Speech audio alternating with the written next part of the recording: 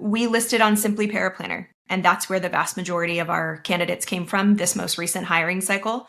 Last year, I just used LinkedIn, and I think we had 60-something applications.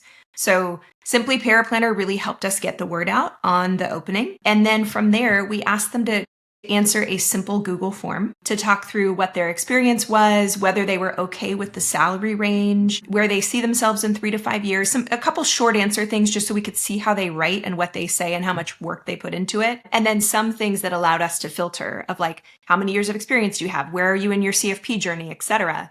And that allowed us to get from 148 candidates to 42 candidates. And then from there, we had them each send in a less than 5-minute Loom video.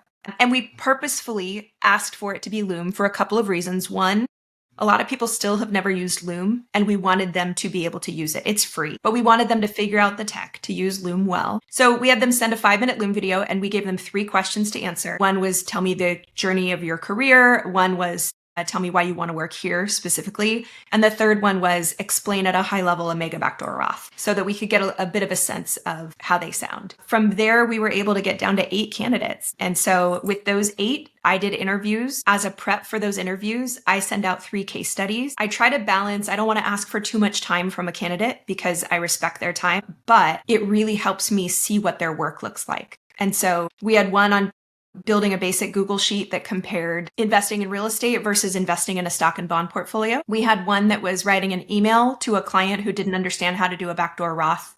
And then we had one that was a brief scenario of a couple who wanted to buy a bigger home and wanted to know if they could afford it. And I didn't even ask them to solve the second one. I just said, how would you approach it? What kinds of information would you need? How would you think about it? What considerations would be on your radar? And then during that first interview, we spend half of it doing regular interview stuff. Oh, and I have them do a self-evaluation of all the financial planning areas. I have them rank themselves. So the second half of that first interview, we go through each case, and no matter what, there's positive and negative feedback. And so I'm sure there's things they did well, there's strengths and areas of growth, but like there's positives and negatives.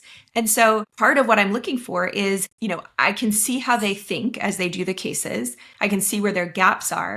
But I also am really attuned to how do they accept feedback? What was their thought process going in? And then how do they respond when they get feedback, both positive and negative? And then with the self-assessment, I'm trying to gauge how much do they know that they don't know? Do they have a reasonable understanding of where their gaps are or not? And how do they handle it when I put them on the spot to ask them, okay, you gave yourself a 10 in investment strategy. Can you explain direct indexing to me?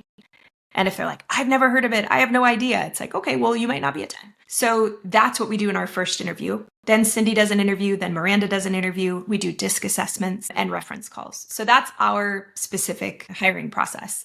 And, small sample size, but it works really well.